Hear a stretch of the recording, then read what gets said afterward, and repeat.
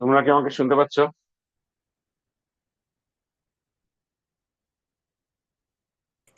জি sir. আচ্ছা, তাহলে আমরা শুরু করে দিই আমাদের আজকের ক্লাস।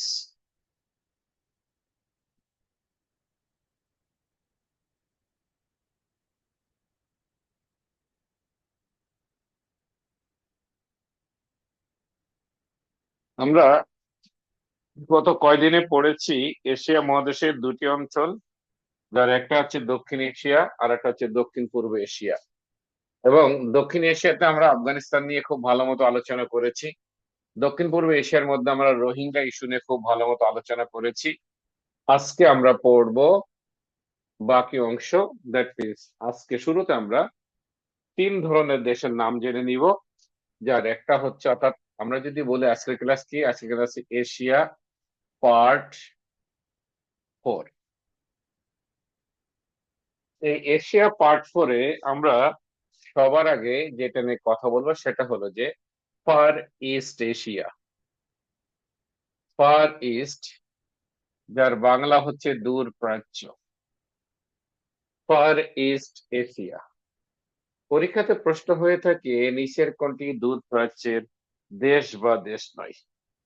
পরীক্ষাতে প্রশ্ন হয়ে থাকে নিচের কোনটি দূর প্রাচ্যের দেশ বা দেশ নয়। তো দূর প্রাচ্যের দেশ হচ্ছে 6টি, এবং এই 6টি দেশকে আমরা মনে রাখবো কিভাবে? এই 6টি দেশকে আমরা মনে রাখবো চিন্তা করো মফিজ, এই লাইনটা দিয়ে। চিন্তা করো মফিজ, এই লাইনটা দিয়ে আমরা এই 6টা দেশ মনে রাখবো। সো চিনতে, চীন, তাতে তাইওয়ান, করো দিয়ে দুইটা কোরিয়া, যার একটা হচ্ছে উত্তর কোরিয়া আর একটা হচ্ছে দক্ষিণ কোরিয়া। মফিজের মতে হচ্ছে মঙ্গোলিয়া, মঙ্গোলিয়া, আর বর্গীয় জতে জাপান। মঙ্গোলিয়ার পাশে আমরা লিখে নেব এটা হচ্ছে land lock country. That means দূরপ্রাচ্যের 6টি দেশের মধ্যে মঙ্গোলিয়া হচ্ছে স্থল বেষ্টিত দেশ। মঙ্গোলিয়া একটি স্থল বেষ্টিত দেশ। এরপর আমরা যে অঞ্চলটা পড়বো এই অঞ্চলের নাম হচ্ছে সেন্ট্রাল এশিয়া বা মধ্য এশিয়া।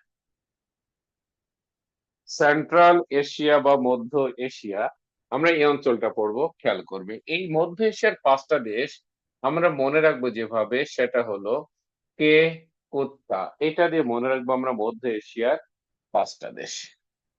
কেতে কাজাখস্তান, এর পরের কেতে কিরগিজিস্তান,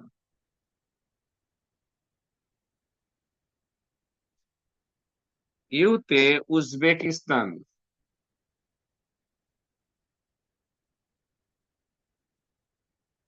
টিতে তুর্কমেনিস্তান, টিএতে তাজিকিস্তান।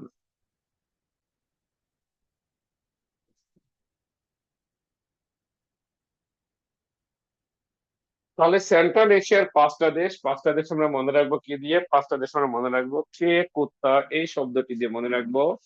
কে কুত্তার কেতে কাজাখস্তান, এর পরের কেতে কিরগিজস্তান, ইউতে উজবেকিস্তান, টিতে তুর্কমেনিস্তান, টি এতে তাজিকিস্তান। আর এই 6টি দেশের ক্ষেত্রে আমরা লিখে নিব এরা প্রত্যেকেই কি দেশ? এরা প্রত্যেকেই ল্যান্ড লক কান্ট্রি, অর্থাৎ স্থলবেষ্টিত দেশ। তাহলে খেয়াল করবে, দেখো এশিয়া মহাদেশে স্থলবেষ্টিত দেশ আছে কয়টি? 10টি। আমরা দক্ষিণ এশিয়াতে নেপাল, ভুটান, আফগানিস্তান, এই 3টা দেশ স্থলবেষ্টিত দেশ। দক্ষিণ পূর্ব এশিয়ার লাওস হচ্ছে স্থলবেষ্টিত দেশ। মঙ্গোলিয়া হচ্ছে স্থলবেষ্টিত দেশ। হয়ে গেল কয়টি? 5টি। আর এই 5টি দেশ এই সব মিলেই এশিয়া মহাদেশে এই 10টি দেশ আছে যারা স্থলবেষ্টিত দেশ, যাদের কোনো উপকূলীয় অঞ্চল নাই, যাদের কোনো জলসীমা নাই, যাদের কোনো সমুদ্র বন্দর নাই। সবাই লিখে নিবে, লেখা হলে বলবে যে লেখা শেষ।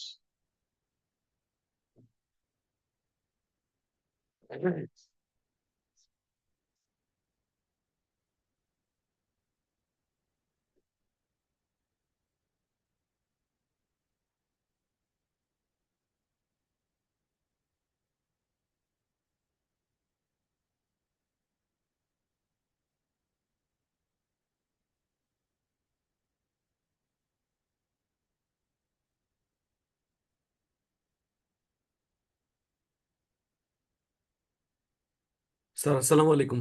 স্যার এল দিয়ে কি স্যার? এর হচ্ছে লাওস, লাওস। জি স্যার। হুম।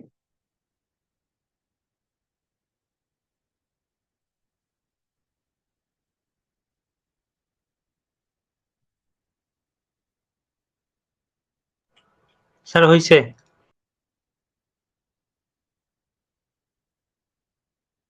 আচ্ছা, ওকে।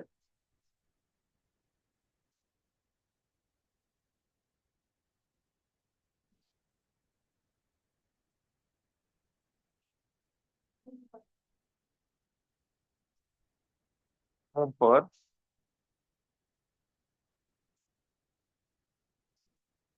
পার্সিয়ান,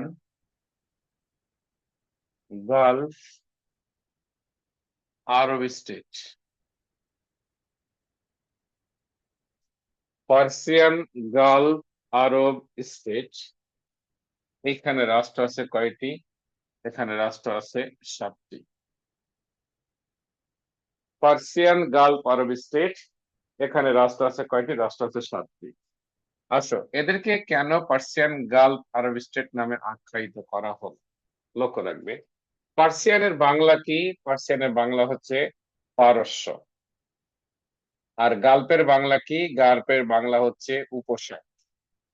তাহলে পার্সিয়ান গাল্পের বাংলা কি দাঁড়ালো? পার্সিয়ান পার্সিয়ান গাল্পের বাংলা দাঁড়ালো পারস্য উপসাগর। আরব স্টেটের বাংলা কি? আরব স্টেটের বাংলা হচ্ছে আরব দেশ। খেয়াল করবে, আরব স্টেটের বাংলা হচ্ছে আরব দেশ। একটা দেশকে তখনই আরব দেশ বলা হয় যখন সে দেশের ভাষা কি হয়? আরবি। অর্থাৎ আরবি ভাষাভাষী দেশকে বলা হয় আরব দেশ। যেমন দেখো, এই পার্সিয়ান গালফ, পারস্য উপসাগরের পাশে কিন্তু ইরান অবস্থিত। ইরানের ভাষা কিন্তু আরবি না, ইরানের ভাষা কিন্তু ফার্সি। যে কারণে ইরান কিন্তু পার্সিয়ান গালফ আরব স্টেট হবে না। পার্সিয়ান গালফ নন আরব স্টেট হচ্ছে ইরান। বাট অর্থাৎ এই পারস্য উপসাগরের আটপাশ দিয়ে আরব ভাষাভাষী দেশ রয়েছে কয়টি? 7টি। এই 7টি দেশকেই আমরা আখ্যায়িত করেছি যে শিরোনামে, সেটা হচ্ছে পার্সিয়ান গালফ, আরব স্টেট। পার্সিয়ান গালফ মানে পারস্য উপসাগর, আরব স্টেট মানে আরব দেশ, যার ভাষা আরবি তাকে বলা হয় আরব দেশ। পারস্য উপসাগরের আশপাশ দিয়ে আরব ভাষাভাষী দেশ রয়েছে কয়টি? 7টি। শব্দ করবো না আমরা। এদেরকে আমরা মনে রাখবো কি দিয়ে? এদেরকে আমরা মনে রাখবো ইরাকের বাক্স দিয়ে মনে রাখবো। ইরাকের বাক্স দিয়ে মনে রাখবো এই 7টি দেশ। তাহলে ইরাকের দিয়ে হবে ইরাক, ইরাকের দিয়ে হবে ইরাক। বিতে হবে বাহরাইন, ইউতে ইউএই বা ইউনাইটেড আরব এমিরেটস, ইউতে কাতার, কেতে কুয়েত, এসতে সৌদি আরাবিয়া, ওতে ওমান। শব্দ না করি, হ্যাঁ? আরিফুল, তোমার এখান থেকে শব্দ আসতেছে।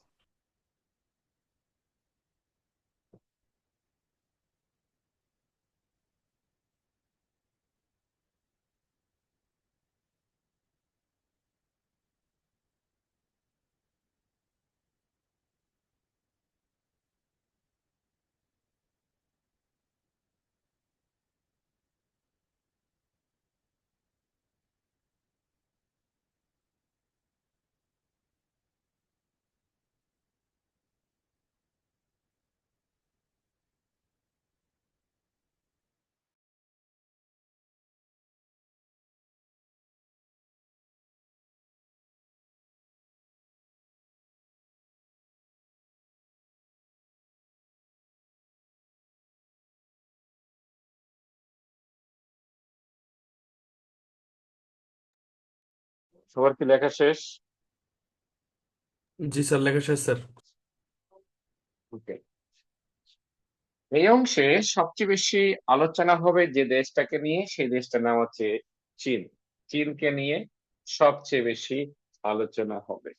তাহলে আমরা শুরুতে চীন লিখে আন্ডারলাইন করে নেব। চীন। সো আমরা জানি যে বিশ্বের সব থেকে জনবহুল দেশ একটা সময় ছিল কে? একটা সময় ছিল ভারত। সরি, একটা সময় ছিল কে? একটা সময় ছিল চীন। বর্তমানে চীন না, চীন হচ্ছে বিশ্বের দ্বিতীয় জনবহুল দেশ। আর বিশ্বের সব থেকে জনবহুল দেশের নাম কি? ভারত। বিশ্ব অর্থনীতির দিকে যদি আমরা তাকাই তাহলে আমরা দেখতে পাই বিশ্ব অর্থনীতিতে 1 নম্বর পজিশনে রয়েছে কে? আমেরিকা। এবং 2 নম্বর পজিশনে রয়েছে কে? চীন রয়েছে। আমরা যদি বিশ্বের রপ্তানির দিকে যদি তাকাই তাহলে আমরা দেখতে পাবো বিশ্বে রপ্তানিতে শীর্ষে কোন দেশ? চীন রয়েছে শীর্ষে। আমরা যদি বাংলাদেশের বাণিজ্যের ঘাটতির দিকে যদি তাকাই তাহলে আমরা দেখতে পারবো বাংলাদেশের সবচেয়ে বেশি বাণিজ্য ঘাটতি রয়েছে কার সাথে? চীনের সাথে। একটা সময় বাংলাদেশের সবচেয়ে বেশি বাণিজ্য ঘাটতি ছিল ভারতের সাথে, বাট বর্তমানে বাংলাদেশের সবচেয়ে বেশি বাণিজ্য ঘাটতি ভারতের সাথে না, বরং চীনের সাথে। এ সময় বাংলাদেশ সবচেয়ে বেশি আমদানি করতো কোথা থেকে? ভারত থেকে। কিন্তু বর্তমানে বাংলাদেশ সবচেয়ে বেশি আমদানি করে কার কাছ থেকে? চীনের কাছ থেকে। তাহলে আমরা এই তথ্যগুলো দিয়ে শুরু করি। লিখব,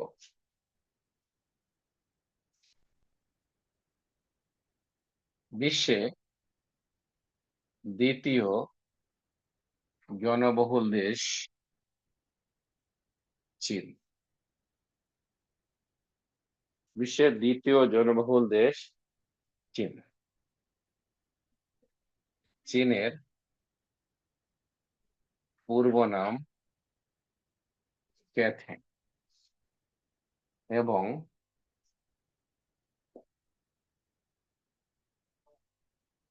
বেইজিং এর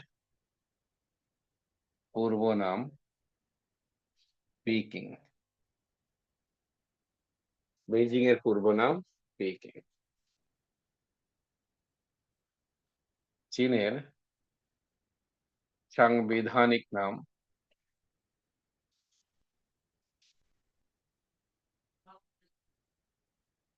পিআরসি বা পিপলস রিপাবলিক অফ চায়না।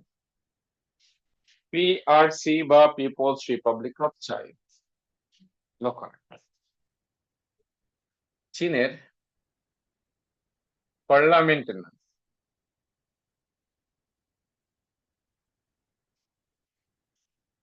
জাতীয় গণকংগ্রেস।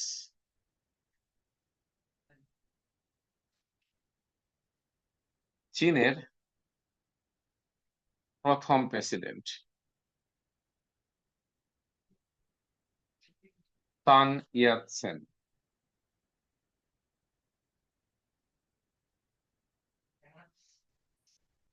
কিন্তু চীনের প্রথম প্রেসিডেন্ট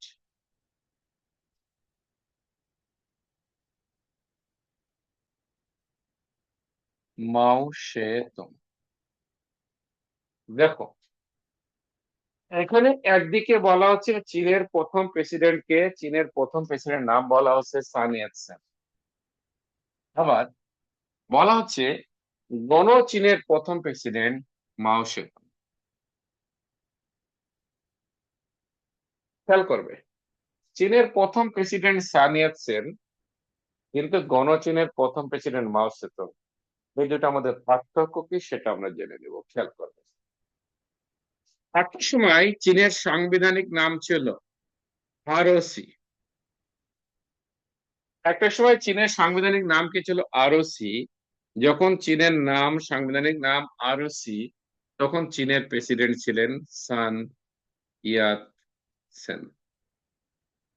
খেয়াল করবে, তাহলে আরওসি মানে কি? Republic of China. Republic of China. That means কি হলো? প্রজাতন্ত্রী চীন। যা সংক্ষেপে চীন।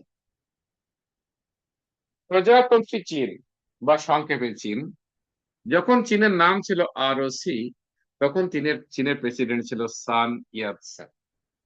1950 সালে চীনের নাম পরিবর্তন করে হয়ে গেল কি পিআরসি, তার মানে কি পিপলস রিপাবলিক অফ চায়না।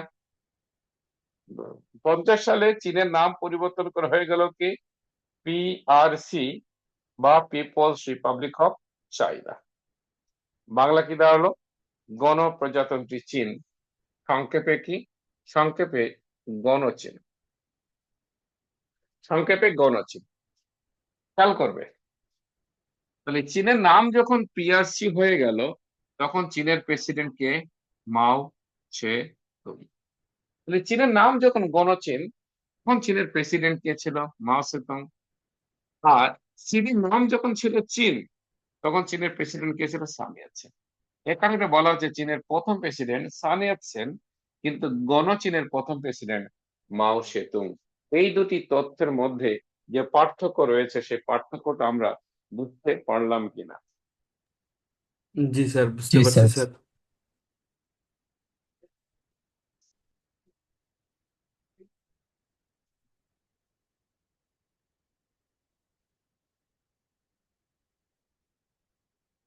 এক মিনিট।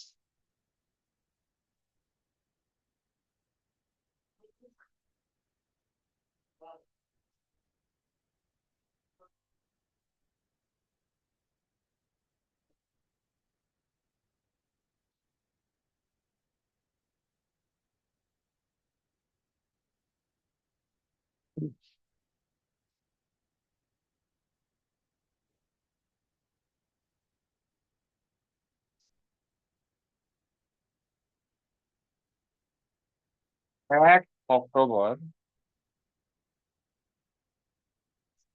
1949 সালে চীনকে সমাজতান্ত্রিক চীন হিসেবে ঘোষণা করেন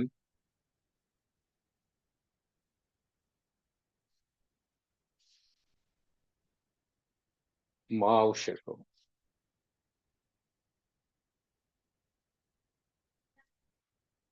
কারণ দেখো, পরীক্ষায় প্রশ্ন হয় চীন কখন সমাজতান্ত্রিক চীনে পরিণত হয় বা প্রতিষ্ঠিত হয়, যার উত্তর কি? 1 অক্টোবর 1949 সাল। পরীক্ষাতে প্রশ্ন হয় সমাজতান্ত্রিক চীনের প্রতিষ্ঠাতাকে? মাও সেতুং। পরীক্ষাতে প্রশ্ন হয় নিম্নের কে চীনকে সমাজতান্ত্রিক চীন হিসেবে প্রতিষ্ঠা করেন, তার নাম কি? তার নাম হচ্ছে মাও সে তুং। তোমরা এই পর্যন্ত ক্লিয়ারলি বুঝতে পেরেছো কিনা? জি জি স্যার, স্যার। Clear sir. ওকে।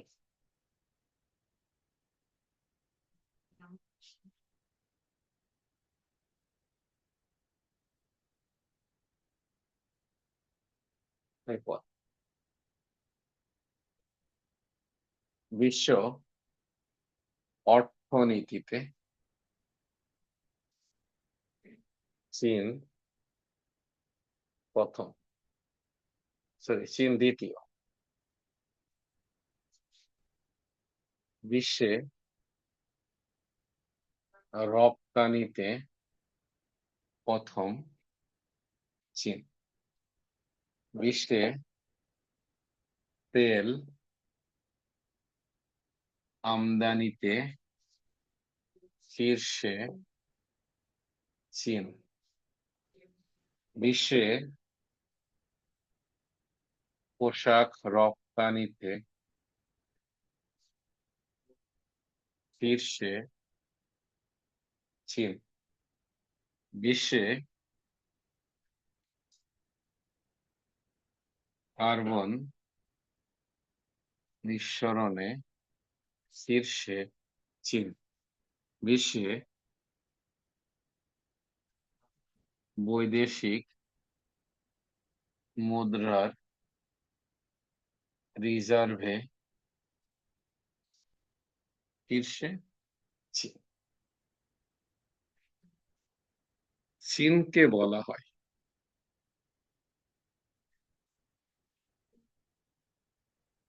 সারা বিশ্বের কারখানা।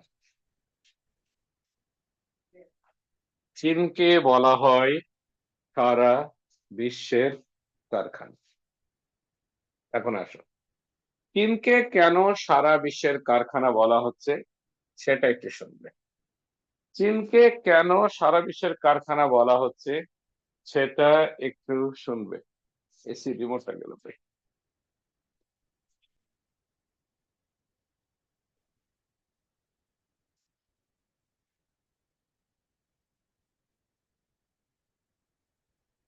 খেয়াল করবে, দেখো, ধরে নাও আমাদের বাংলাদেশের প্রতিষ্ঠান ওয়ালটন। ওয়ালটন একটা কম্প্রেসার,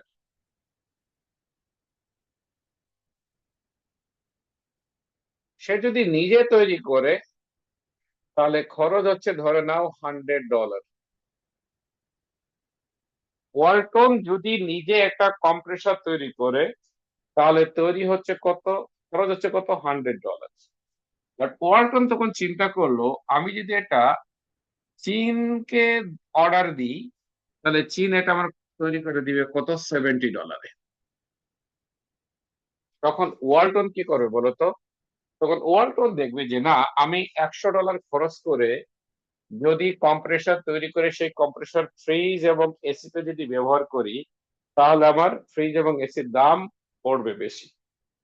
তার থেকে ভালো কি, তার থেকে ভালো $70 দিয়ে আমি চীনকে অর্ডার দিব, চীন তৈরি করে দিবে এবং আমার প্রোডাকশন কস্ট কম হবে, আমার প্রোডাক্টের দাম আমি কম নির্ধারণ করব এবং প্রতিযোগিতায় আমার প্রোডাক্ট দারুণভাবে টিকে থাকবে। তখন ওয়ালটন কি করবে, নিজে এই কম্প্রেসার তৈরি না করে কাকে দিয়ে তৈরি করাই নিবে, চীনকে দিয়ে। তাহলে প্রয়োজনীয় পণ্য বিশ্বের বিভিন্ন দেশের প্রয়োজনীয় পণ্য তৈরি করে দিচ্ছে বর্তমানে কে, বর্তমানে তৈরি করে দিচ্ছে তোমার হচ্ছে চীন। তাহলে বিশ্বের বিভিন্ন ব্যবসায়ীর, বিশ্বের বিভিন্ন উদ্যোক্তার কারখানা হিসেবে বর্তমানে ব্যবহৃত হচ্ছে কোন দেশের ভূখণ্ড, চীনের ভূখণ্ড। যে কারণে চীনকে বলা হচ্ছে সারা বিশ্বের কারখানা। ক্লিয়ার কিনা? জি স্যার, ক্লিয়ার স্যার।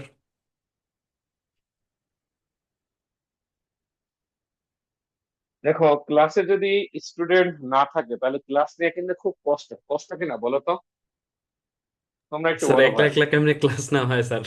একলা একলা কি ক্লাস নেওয়া সম্ভব বলো তো? সম্ভব না না কিন্তু। স্যার। তো তোমরা যদি ক্লাসে থাকো দেখবে যে ক্লাসের পরিবেশটাই হবে ভিন্ন, ক্লাসের পরিবেশটাই হবে কিন্তু ভিন্ন। তো দেখবে যে আমি খুব স্মুথলি তোমাদেরকে প্রত্যেকটা জিনিস ভেঙে ভেঙে পড়াচ্ছি। তো এটার জন্য ক্লাসে উপস্থিত থাকাটা ইম্পর্টেন্ট। তো আজকে থেকে আমরা 9টায় ক্লাস শুরু করলাম এবং 9টাতেই তোমাদের প্রস্তাব অনুযায়ী, যেহেতু আমি একটা পোল করেছি এখানে, যারা ভোট দিয়েছে, কিছু মানুষ তো ভোট দিবে না, ওরা সম্ভবত কোমায় চলে গেছে, যারা যাদের কোনো হ্যাঁ নাই, না নাই, কোনো আবেগ নাই, কোনো অনুভূতি নাই, কোনো ফিলিংস নাই, তাদেরকে নাড়া দিলেও আবার যেটা মনে হয় তাদের কোনো ফিলিংস নেই। কথা কি বোঝা গেছে? স্যার হ্যাঁ, কুম্ভকর্ণ এদের স্টাইল স্যার। কমায় যায় নাই, কুম্ভকর্ণ হয়ে গেছে স্যার। মানে এরা এরা তো একটা কিছু বলবে তাও বলে না। এরা মনে হয় হাদি মরার পরে আরো মনে হয় বেশি চুপ হয়ে গেছে হয়তো। শো হম। শোকে বিহবল স্যার। আচ্ছা, না সত্যি কথা, আসলে হাদি, আমি জানি না তোমাদের চোখ দিয়ে জল বের হয়েছে কিনা, আমার কিন্তু ভাই চোখ দিয়ে জল বের হয়েছে। কারণ এই ছেলেটাকে আমার কাছে কেন জানি মনে হয় দলমত নির্বিশেষে তার যে গ্রহণযোগ্যতা, তার কথা ধৈর্য সহকারে শোনা এবং সেটা অনুধাবন করার যে বিষয়টা, এটা সম্ভবত হাদির অনেক বেশি ছিল, অনেক বেশি ছিল। তো এই ছেলেটা হারাইছে, মানে বাংলাদেশ অনেক লস হয়েছে। এই ছেলেটা যদি পার্লামেন্টে যেতে পারতো তাহলে সত্যিকার অর্থে সে কিন্তু বেশ কিছু নজির স্থাপন করতো যে স্যার ডিবেটফুল কে, হইতো অনেক পার্লামেন্টটা স্যার। হ্যাঁ, এবং কে কি করতো এগুলো মানে সে সবই মানে ফাঁস করে দিত সম্ভবত। হ্যাঁ। তো আমার কাছে কেন জানি মনে হয় আমরা ছেলেটাকে হারিয়ে আসলে আমরা অনেক বেশি লস করেছি, অনেক বেশি loss। এখন আসো, এরপর লিখবে বিশ্বে ধান, চাল, গম, আপেল, চা, মাছ, আলু, স্বর্ণ, লৌহ,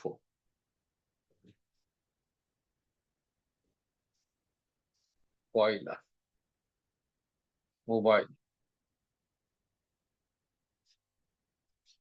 কম্পিউটার। উৎপাদন,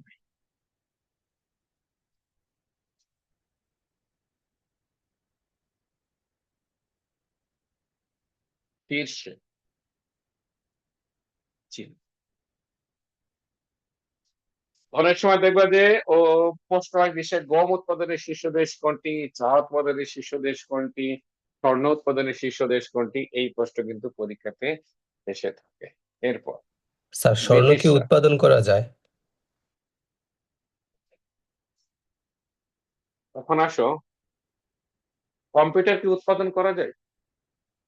কম্পিউটার তৈরি করা যায়। জি স্যার। এখন আমি যদি ওখানে আপেল তৈরি না উৎপাদন, স্যার উৎপাদন। তাহলে আমি যদি এখন যদি এটা লিখতে চাই, তাহলে আমাকে তৈরি বা উৎপাদন লিখতে হবে। এটা তোমাকে বুঝে নিতে হবে আর কি। আমার কথা কি বুঝতে পারছো ভাইয়া? জি স্যার। আচ্ছা, ওকে। ব্রিটিশরা হংকংকে 156 বছর শাসন করে চীনের নিকট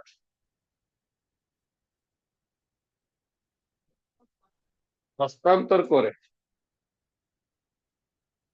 1 জুলাই 1997 সালে, এবং পর্তুগিজরা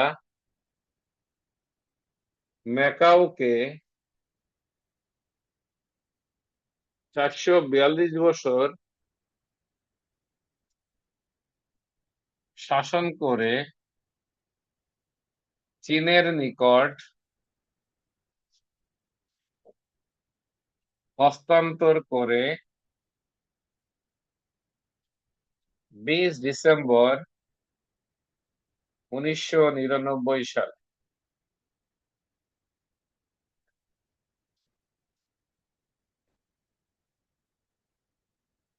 চীনের সাথে হংকং ও ম্যাকাও এর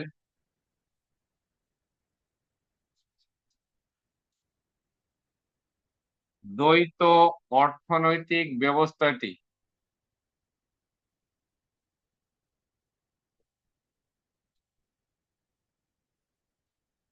এক দেশ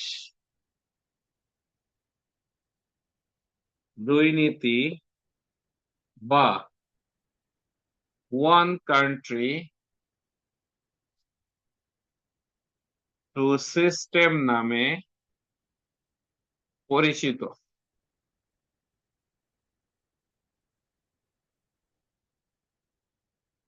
যা চলমান থাকবে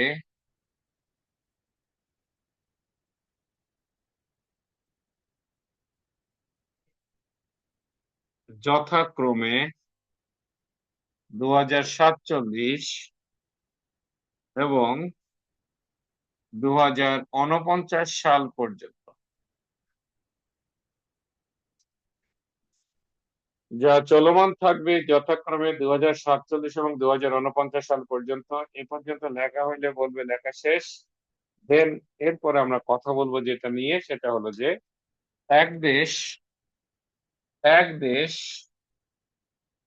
দুই নীতি, এক দেশ দুই নীতিটা কি, বা ওয়ান কান্ট্রি টু সিস্টেমটা কি, এবং 2047 ও 2049 সাল পর্যন্ত এই বিষয়টা আবার কি, এটা নিয়ে আমি আলোচনা করব।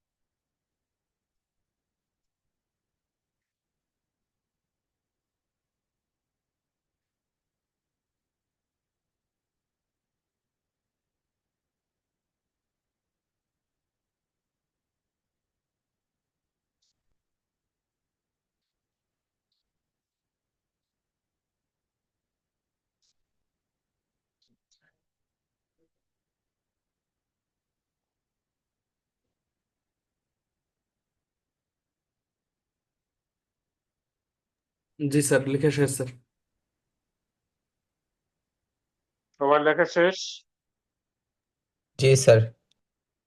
ওকে। তোমাদের কি এই এক দেশ দুই নীতি, এটা কি এই ব্যাপারে কোনো আইডিয়া আছে?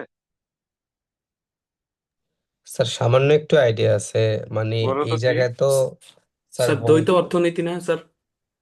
স্যার এখানে সেটা কি? হংকং ও চীনেরই একটা অংশ, কিন্তু স্যার হয়তো চীনের মধ্যে হচ্ছে সমাজতান্ত্রিক নিয়ম কানুন গুলা চলে, কিন্তু যেহেতু হংকং রে অন্য একটা মানে শাসন করেছে যেমন ব্রিটিশরা, কিন্তু হুম, তাই হংকং এর মধ্যে হচ্ছে যে স্যার ক্যাপিটালিজম সিস্টেমটা চলে আর কি, কি দেশ এক কিন্তু নীতি দুইটা চলে স্যার। আচ্ছা, good. সবাই মনোযোগ সহকারে শুনবে। শুরুতে আমরা দুইটি বিষয় সম্পর্কে জেনে নিব, যার একটা হচ্ছে পুঁজিবাদতন্ত্র আর একটা হচ্ছে সমাজতন্ত্র। সম্ভবত রিটেনের ক্লাসে আমরা আলোচনা করে এসেছিলাম পুঁজিবাদী রাষ্ট্র কি এবং সমাজের রাষ্ট্র কি। তারপরও আমি এখানে একবারের জন্য বলে দিচ্ছি, পুঁজিবাদী অর্থ ব্যবস্থা বলতে বোঝায় এমন অর্থ ব্যবস্থাকে যেখানে সম্পদের উপরে ব্যক্তি মালিকানার স্বীকৃতি থাকে। আর সমাজতান্ত্রিক অর্থ ব্যবস্থা বলতে বোঝায় এমন অর্থ ব্যবস্থাকে যেখানে সম্পদের উপরে ব্যক্তি মালিকানা থাকে না, বরং সম্পদের উপরে রাষ্ট্রীয় মালিকানা প্রতিষ্ঠিত হয়। এখন খেয়াল করবে, এই যে হংকং, হংকং এ ব্রিটিশরা এসেছিল বাণিজ্য করতে। খেয়াল করবে, এই যে হংকং, হংকং এ ব্রিটিশরা এসেছিল কি করতে? বাণিজ্য করতে এসেছিল। এবং এই ব্রিটিশরা বাণিজ্য করতে এসে হংকং এ কি বিক্রি করা শুরু করে? আফিম বিক্রি করা শুরু। ফলে কি হলো? ফলে হংকং এর অধিবাসীরা ব্রিটিশদের কাছ থেকে আফিম কিনে সেবন করতে থাকে, এবং আফিম সেবনকারী সংখ্যা হংকং এর ভূখণ্ড পাড়ি দিয়ে চীনের মূল ভূখণ্ডের দিকে ধাবিত হতে লাগে। চীন তখন চিন্তা করলো, এভাবে যদি হংকং এবং চীনের অধিবাসীরা আফিমে আসক্ত হয়ে যায়, তাহলে চীনের ভবিষ্যৎ অন্ধকার। কারণ আজকে যারা যুব সমাজ, তারা কিন্তু আগামীতে চীনকে নেতৃত্ব দিবে। সেই যুব সমাজ মাদকাসক্ত হয়ে যাওয়া মানে চীনের মেরুদণ্ড একদম নষ্ট হয়ে যাওয়া। যে কারণে 1839 সালে চীন কি করলো? ব্রিটিশদেরকে বলল, তোমরা হংকং এ সকল পণ্যের বাণিজ্য করতে পারলেও এই আফিমের বাণিজ্য করতে পারবে। অর্থাৎ আফিম বাণিজ্যের উপরে নিষেধাজ্ঞা দিল কারা? নিষেধাজ্ঞা দিল চীন। যে কারণে আমরা দেখতে পেলাম ব্রিটিশরা নিষেধাজ্ঞা দিলেও ব্রিটিশরা চীনের এই নিষেধাজ্ঞা অমান্য করে হংকং এ আফিম ব্যবসা চালিয়ে যেতে। এইটাতে ক্ষিপ্ত হয়ে চীন কি করলো? চীনের বিভিন্ন বন্দরে ব্রিটিশদের নোঙ্গর করা জাহাজ, যেখানে প্রচুর পরিমাণে আফিম বোঝাই করা ছিল, এই জাহাজগুলোতে আগুন ধরিয়ে দিল। যখন চীন আগুন ধরিয়ে দিল, তখন ব্রিটিশরা 1839 সালে চীনকে আক্রমণ করলো। আর এই আক্রমণ করার মধ্য দিয়েই শুরু হয়ে গেল চীন ও ব্রিটিশদের মধ্যে যুদ্ধ, যে যুদ্ধ চললো 1842 সাল পর্যন্ত। এই যে যুদ্ধ, এই যুদ্ধের নাম কি? এই যুদ্ধের নাম হচ্ছে ওপিয়াম ওয়ার। ওপিয়াম মানে কি? আফিম। তাহলে এই যুদ্ধের নাম কি? আফিম যুদ্ধ। পরীক্ষাতে আমরা প্রশ্ন হতে দেখেছি, আফিম যুদ্ধ হয়েছিল নিম্নের দুই দেশের মধ্যে, চীন ও ব্রিটেনের মধ্যে আফিম যুদ্ধ হয়েছিল, যার ব্যক্তি ছিল 1839 থেকে 1842 সাল পর্যন্ত। এই যুদ্ধে চীন পরাজিত হয়। তখন ব্রিটিশরা বলল, তোমরা যে আমাদের জাহাজে আগুন ধরিয়ে দিয়েছিলে, এর ক্ষতিপূরণ দিতে হবে। চীন কোনো ক্ষতিপূরণ দিতে পারে যখন পারলো না, তখন ব্রিটিশরা বললো, তাহলে হংকং আমাদের কাছে লিজ দিতে হবে। চীন রাজি হয়ে গেল। 1842 সালে চুক্তি স্বাক্ষরিত হলো চীন এবং ব্রিটিশদের মধ্যে, এবং সেই চুক্তির নাম হচ্ছে নানকিং চুক্তি। এই নানকিং চুক্তি অনুযায়ী 1842 সালে কি হলো? ব্রিটিশরা হংকং নিয়ে নিল। এভাবেই ব্রিটিশরা হংকংকে শাসন করলো 156 বছর। কি উপায়ে? পুঁজিবাদী উপায়ে। এতে করে হংকং এর অর্থনীতি দারুণ ভাবে শক্তিশালী হয়। আমরা জানি যে ব্রিটিশরা বিশ্বের বিভিন্ন অঞ্চল থেকে নিজেদের উপনিবেশিক শাসন গুটিয়ে নিতে থাকে। বিংশ শতাব্দীর শেষ দিকে এসে 1997 সালে ব্রিটিশরা চীনকে বলল, আমরা হংকং থেকে বিদায় নিব, হংকং তোমাকে দিয়ে যাব, তবে শর্ত হচ্ছে হংকং এ আগামী 50 বছর পুঁজিবাদী ব্যবস্থা চালু রাখতে হবে। যেহেতু দীর্ঘদিন ধরে হংকং এ পুঁজিবাদী ব্যবস্থা চালু ছিল, তোমার চীনে আছে সমাজতন্ত্র, তুমি যদি এখন এখানে সমাজতন্ত্র চালু করো তাহলে হংকং এর অর্থনীতি ফল করতে পারে। তাই চীনে সমাজতন্ত্র থাকলেও হংকং এ আগামী 50 বছর কি করতে হবে, পুঁজিবাদী ব্যবস্থা চালু রাখতে হবে। চীন রাজি হয়ে গেল এবং 1 জুলাই 1997 সালে হংকং চীনের নিকট হস্তান্তরিত হলো। হংকং এ চালু থাকলো কি, পুঁজিবাদ। একইভাবে যখন পর্তুগিজরা 1999 সালে ম্যাকাওকে চীনের নিকট হস্তান্তর করবে, তারাও একই কথা বললো, আমরা ম্যাকাও থেকে চলে যাব। ম্যাকাওয়ের অর্থনীতি হংকং এর থেকেও শক্তিশালী এবং সেটা সম্ভব হয়েছে পুঁজিবাদের কারণে। তাই আমরা ম্যাকাও থেকে চলে যাচ্ছি, কিন্তু ম্যাকাওতে আগামী 50 বছর কি রাখতে হবে, পুঁজিবাদী ব্যবস্থা চালু রাখতে হবে। চীন চিন্তা করলো, Macau is the part of China, ম্যাকাওতে পুঁজিবাদী ব্যবস্থা চালু থাকলে যদি ম্যাকাওর অর্থনীতি শক্তিশালী হয়, তাহলে আমার তো লস নাই, বিকজ ম্যাকাওয়ের অর্থনীতি তো চীনের সাথে তো যুক্ত হয়ে যাবে, চীনের সাথে তো যুক্ত হয়ে যাবে। যে কারণে চীন রাজি হয়ে গেল, ম্যাকাও চীনের আন্ডারে চলে আসলো।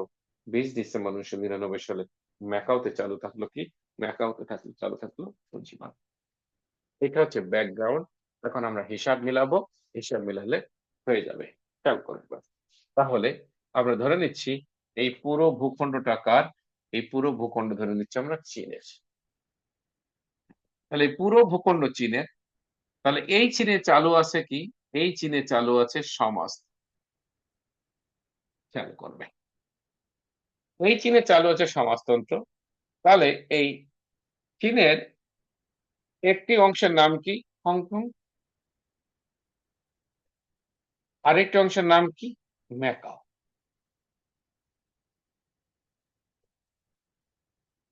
তাহলে হংকং চীনের আন্ডারে আসলো কত সালে, 97 সালে। চুক্তি মোতাবেক পরবর্তী 50 বছর হংকং এ চালু থাকবে কি, পুঁজিবাদ। একইভাবে ম্যাকাও চীনের আন্ডারে আসলো 1999 সালে। চুক্তি মোতাবেক পরবর্তী 50 বছর হংকং এ চালু থাকবে কি, পুঁজিবাদ তন্ত্র। যোগ করলে কত হলো, 2049। এই দুটি জায়গায় চালু আছে কি, পুঁজিবাদী ব্যবস্থা।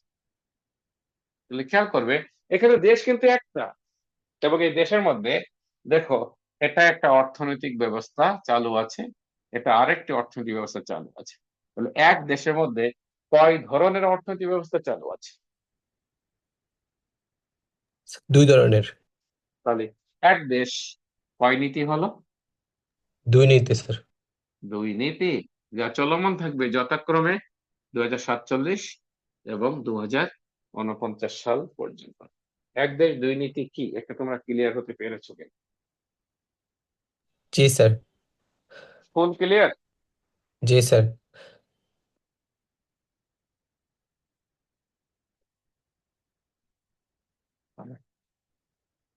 ওকে,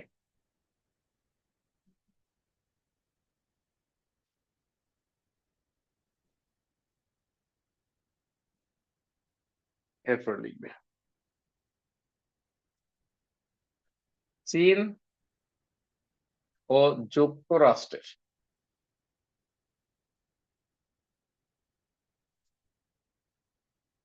কূটনৈতিক সম্পর্ক পুনরুদ্ধারে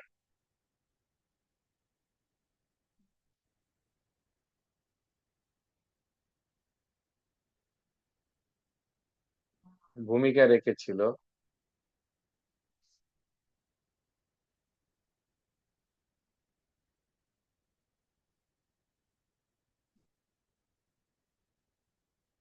উনিশশো 71 সালের পিং পং কূটনীতি। এরপর ওয়ান চীনা পলিসি বা এক, চীনা নীতি চীন ও তাইওয়ানের সাথে সম্পৃক্ত।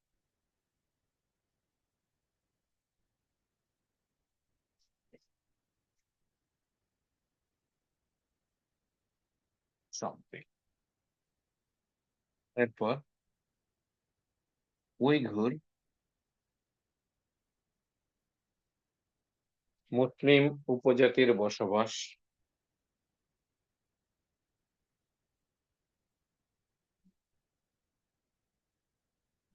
চীনের জিনজিয়াং প্রদেশে। এরপর বাংলাদেশ সবচেয়ে বেশি আমদানি করে চীন থেকে। তারপর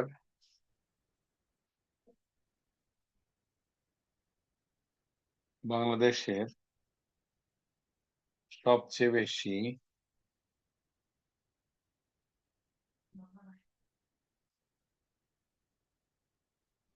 বাণিজ্য ঘাটতি চীনের সাথে।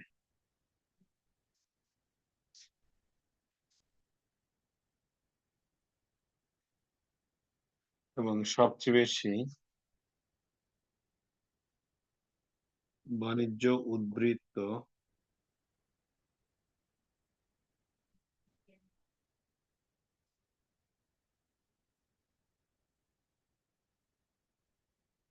যুক্তরাষ্ট্রের সাথে।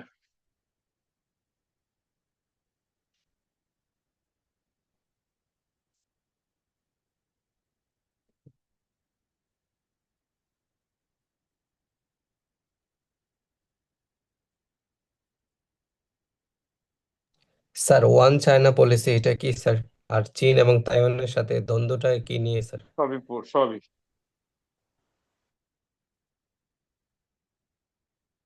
ওকে, আমি বলতেছি ভাই, তোমার লিখে নিক, লেখা শেষ কিনা।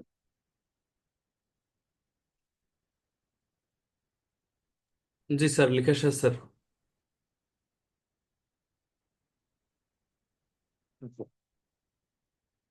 হঠাৎ করে আলোচনা করি।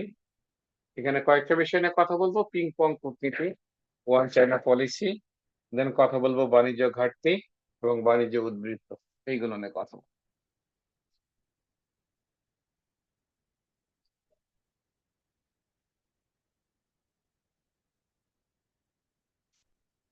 হ্যাঁ,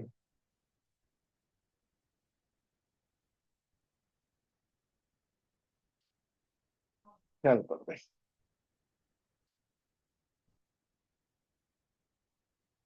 দেখো, একটা সময় চীনের সাংবিধানিক নাম ছিল ROC বা রিপাবলিক অফ চায়না। তখন চীনে দুটি শক্তির মধ্যে তুমুল দ্বন্দ্ব চলছিল, যার একটি শক্তির নাম কি ছিল? জাতীয়তাবাদী শক্তি।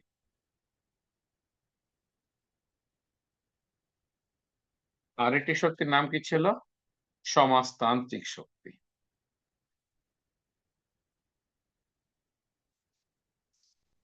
এই জাতীয়তাবাদী শক্তির লিডার ছিল যে লোকটা, তার নাম ছিল চিয়াং কাইশেক। আর সমাজতান্ত্রিক শক্তির লিডার ছিল যে লোকটা, তার নাম কি? মাও সেতুং।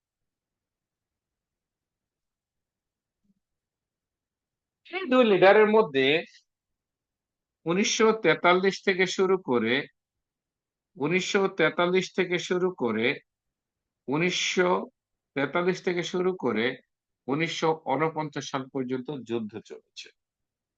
এবং এই যুদ্ধ চলাকালে 1945 সালে প্রতিষ্ঠিত হয় জাতিসংঘ।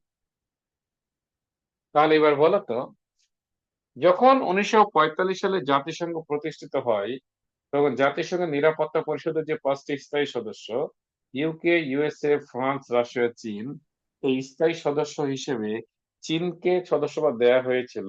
দ্যাট মিনস চীনের তখন নাম কি ছিল? কথা বলো, ROC। That means republic of চায়নাকে সদস্যপদ দেয়া হবে। কথা বুঝতে পারছো? তাহলে চীনের সদস্য কে ছিল? রিপাবলিক অফ, মানে তখন চীন তো সদস্য ছিল, তখন চীনের নাম কি ছিল? Republic of China. That means একটা সময় চীনের সদস্য ছিল রিপাবলিক অফ চায়না। খেয়াল করুন, এই যুদ্ধে চিয়াং কাইশেক পরাজিত হলো। পরাজিত হয়ে চীনের পার্শ্ববর্তী একটি জায়গায় চলে গেল এবং সেই জায়গার নাম কি? ফরমোজা। এই ফরমোজার জনগণকে চিয়াং কাইশেক আমেরিকার সহায়তায় ঐক্যবদ্ধ করলো। ঐক্যবদ্ধ করার পরে ফরমোজার জনগণ 1950 সালে ভোট দিয়ে চিয়াং কাইশেককে ফরমোজার প্রেসিডেন্ট বানালো। তখন চিয়াং কাইশেক ফরমোজার নাম পরিবর্তন করে রেখে দিলেন কি? এ কারণে দেখবে তোমরা একটা প্রশ্ন পাবে, তাইওয়ানের পূর্ব নাম কি? তাইওয়ানের পূর্ব নাম হচ্ছে ফরমোজা। তাইওয়ানের পূর্ব নাম হচ্ছে ফরমোজা। এখন 1950 সালে আমেরিকা কূটনৈতিক সম্পর্ক স্থাপন করলো তাইওয়ানের সাথে, আর আমেরিকা কূটনৈতিক সম্পর্ক ছিন্ন করলো চীনের সাথে। পাশাপাশি জাতিসংঘ তখন বলল, আচ্ছা, পাশাপাশি তখন মাও সেতুং কি করলো? 1950 সালে চীনের নাম পরিবর্তন করে রেখে দিল পিআরসি। খেয়াল করবে, মাও সেতুং চীনের নাম আরওসি থেকে পরিবর্তন করে রেখে দিল কি? Republic of China. Republic of China যখন রেখে দিল, তখন তাইওয়ান সেই সুযোগে নাম গ্রহণ করলো কোনটা? সরি, 1950 সালে চীন কি করলো? পিপলস রিপাবলিক অফ চায়না চীনের নাম রেখে দিল। অর্থাৎ আরওসি বাদ দিয়ে দিল। মাও সেতুং আরওসি নামটা বাদ দিয়ে নাম রাখলো পিআরসি বা পিপলস রিপাবলিক অফ চায়না। যেহেতু মাও সেতুং চীনের সাংবিধানিক নাম আরওসি বাদ দিয়ে দিল, এই সুযোগে তাইওয়ান তার সাংবিধানিক নাম রেখে দিল আরওসি। জাতিসংঘ তখন বলল যে, জাতিসংঘ যখন প্রতিষ্ঠিত হয় তখন সদস্যপদ কাকে দেওয়া হয়েছিল বলো? স্যার আরও কে স্যার? আরওসি। আরওসি বর্তমানে কার নাম? স্যার তাইওয়ানের নাম। তাই এখন থেকে জাতিসংঘে প্রতিনিধিত্ব করবে কে? তাইওয়ান। তাইওয়ান। এভাবে 1950 সালে চীনকে কৌশলে জাতিসংঘ থেকে বের করে দেয়া হলো এবং সদস্য হিসেবে কাকে নেওয়া হলো? কথা বলো। সদস্য হিসেবে তাইওয়ানকে। নেওয়া হলো তাইওয়ানকে।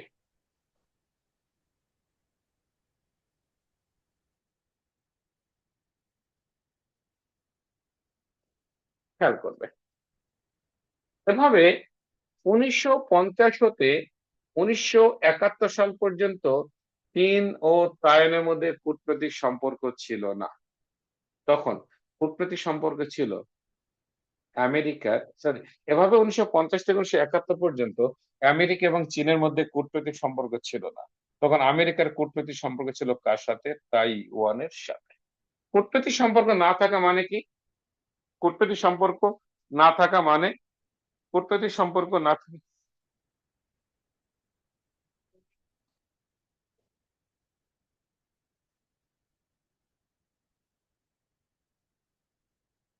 দেখো, যেহেতু দীর্ঘদিন আমেরিকা এবং চীনের মধ্যে কূটনৈতিক সম্পর্ক ছিল না, সে কারণে আমেরিকার কোনো প্রতিনিধি চীন সফর করে নাই।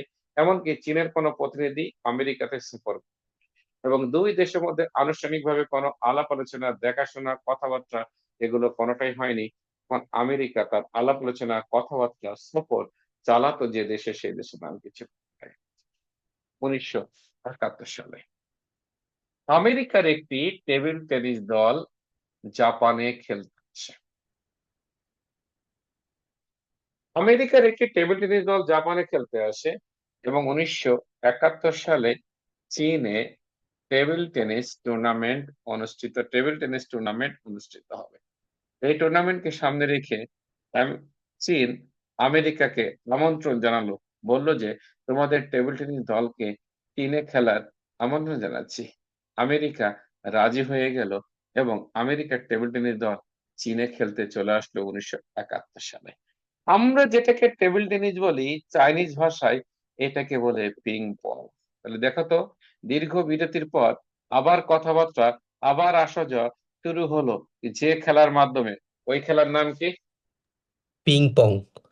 যে কারণে যে কারণে বলা হলো এই পিং পং, এই যে কারণে এটাকে বলা হলো কি পিং পং ডিপ্লোমেসি। তো দেখো তো, দীর্ঘ বিরতির পর চীন এবং যুক্তরাষ্ট্রের মধ্যে কূটনীতিক সম্পর্ক পুনরুদ্ধারে অবদান রাখলো বা ভূমিকা রাখলো যে কূটনীতি, সেই কূটনীতির নাম কি? সেই কূটনীতির নাম হচ্ছে পিং পং কূটনীতি বা পিং পং ডিপ্লোমেসি। খেয়াল করবে স্যার এখানে একটু সমস্যা হচ্ছে 1971। যে স্যার হ্যাঁ, এখানে তো তাহলে তাইওয়ান স্থায়ী সদস্য ছিল স্যার ইউএন এর, তখন পরে হ্যাঁ, কিভাবে স্যার চীন এটার মধ্যে নিল? আমি বলতে এক এক করে বলতেছি। চলো, লক্ষ্য রাখবে। 1971 সালে তখন মার্কিন যুক্তরাষ্ট্রের ন্যাশনাল সিকিউরিটি অ্যাডভাইজার, যার নাম হচ্ছে হেনরি কিসিঞ্জার চীন সফর করলো। চীন সফর করে চীনের তৎকালীন প্রেসিডেন্ট মাও সেতুংকে বলল, জাতিসংঘে তোমাদের পুনরায় অন্তর্ভুক্তির ব্যাপারে জাতিসংঘে তোমাদের পুনরায় অন্তর্ভুক্তির ব্যাপারে আমরা আমেরিকানরা জোরালো পদক্ষেপ চালাবো। তখন মাও সেতুং বললেন, তাইওয়ান বলতে আলাদা কোনো দেশ নাই, তাইওয়ান হচ্ছে চীনের একটি অংশ মাত্র। খেয়াল করবে, তাইওয়ান বলতে আলাদা কোনো দেশ নাই, তাইওয়ান হচ্ছে চীনের একটি অংশ। চীনের এই নীতির নামই হচ্ছে ওয়ান চায়না পলিসি বা এক চীনা নীতি। তাহলে তাইওয়ান বলতে আলাদা কোনো দেশ না, Taiwan is the part of PRC. চীনের এই নীতির নাম কি? ওয়ান চায়না পলিসি বা এক চীনা নীতি। তখন 1971 সালে জাতিসংঘ তার সুর পাল্টালো। সুর পাল্টিয়ে বলল কি? জাতিসংঘ সুর পাল্টিয়ে বলল, মেইনল্যান্ড চায়না। মেইনল্যান্ড চায়না মানে কি? চীনের মূল ভূখণ্ড কোনটা? চীনের মূল ভূখণ্ড হচ্ছে পিআরসি। 1971 সালে জাতিসংঘ বলল, চীনের মূল ভূখণ্ড, দ্যাট মিনস মেইনল্যান্ড চায়না কোনটা? পিআরসি। পিআরসি বর্তমানে কার নাম? চীনের নাম। তাই এখন থেকে জাতিসংঘে প্রতিনিধিত্ব করবে পিআরসি। 71 সালে কৌশলে আবার তোমার জাতিসংঘ অস্বীকার করলো কাকে? তাইওয়ানকে। আর জাতিসংঘে অন্তর্ভুক্ত হলো কার? চীনের। ক্লিয়ার? জি স্যার। ওকে, এইবার আসেন।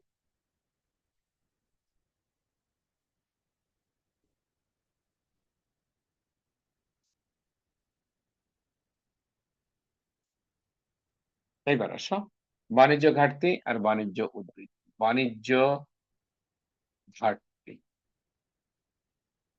এবং ইংরেজি কি?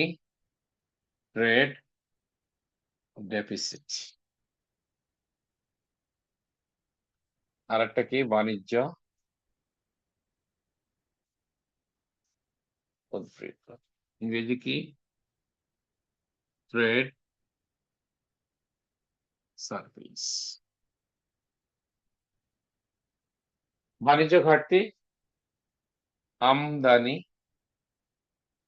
বেশি রপ্তানির তুলনায়,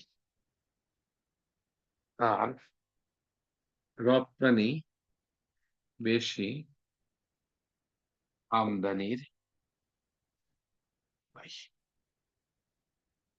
মানে একটি দেশ যদি অন্য একটি দেশ থেকে আমদানি করে বেশি, বাট সেই দেশে রপ্তানি করে আমদানির তুলনায় কম, তখন সেই দেশের সাথে কি ঘটবে? বাণিজ্য ঘাটতি ঘটবে। যেমন বাংলাদেশ, যেমন চীন। ধরে নাও আমরা চীন থেকে আমদানি করতেছি প্রতি বছর, ধরে নাও আমদানি করতেছি কত? আমদানি করতেছি 50 বিলিয়ন ডলারের পণ্য। আর চীনে আমরা রপ্তানি করতেছি কত? চীনে আমরা রপ্তানি করতেছি 5 বিলিয়ন ডলারের। তাহলে আমদানির পরিমাণ বেশি, রপ্তানি কম। তাহলে এই ক্ষেত্রে আমাদের চীনের সাথে আমাদের বাণিজ্য মাইনাসে আছে, দ্যাট মিনস -45 বিলিয়ন ডলার। এটা হচ্ছে বাণিজ্য ঘাটতি। ঠিক এর অপোজিটটাই হচ্ছে বাণিজ্য উদ্বৃত্ত। বাংলাদেশ, ইউএসএ। আমরা ইউএসএ তে রপ্তানি করতেছি, ধরে নাও প্রতি বছর কত? প্রতি বছর ধরে নাও রপ্তানি করতেছি আমরা 70 বিলিয়ন ডলারের পণ্য। এবং ইউএসএ থেকে আমরা আমদানি করতেছি কত? ইউএসএ থেকে আমরা আমদানি করতেছি ধরে নাও 10 বিলিয়ন ডলারের পণ্য।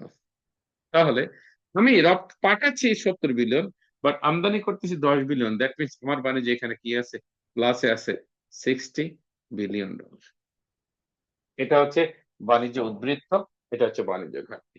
তাহলে আমদানি বেশি হবে রপ্তানির তুলনায়, তাহলে বাণিজ্য ঘাটতি। আর রপ্তানি বেশি হবে আমদানির তুলনায়, তখন সেটাকে বলা হবে বাণিজ্য উদ্বৃত্ত। সবাই ক্লিয়ার? জি স্যার। একদম ক্লিয়ার? জি স্যার। ওকে, তাহলে আজকে এ পর্যন্ত। আমাদের ক্লাস এখন থেকে রাত 9টায় হবে। ক্লাস আপাতত চলবে শনি সোম বুধ। ক্লাস আপাতত চলবে শনি সোম বুধ। এর মাঝখানে আরেকদিন বৃদ্ধি পাবে। আরেকদিন বৃদ্ধি পাবে। ক্লাস 9টায় হবে এবং ক্লাস শেষে আমি রেকর্ডিং দিয়ে দিব। ক্লিয়ার? আমাদের এশিয়ার পর আরেকটা ক্লাস হবে, হলে আমাদের এশিয়া শেষ হবে। তো আমরা ধরে নিচ্ছি আজকে হচ্ছে শনিবার, সোমবার আমাদের ক্লাস হচ্ছে আরেকটা। দ্যাট মিনস এশিয়া শেষ হচ্ছে মঙ্গল বুধ বৃহস্পতিবারে আমাদের পরীক্ষা। এশিয়া মহাদেশের উপরে বৃহস্পতিবার আমাদের কি হবে? পরীক্ষা হবে। তো সকলে পড়তে থাকো বৃহস্পতিবার পরীক্ষার জন্য। সকলে ভালো থাকো। আল্লাহ হাফেজ। আসসালামু আলাইকুম স্যার। ক্লাসে উপস্থিত থাকিও। ওয়ালাইকুম আসসালাম।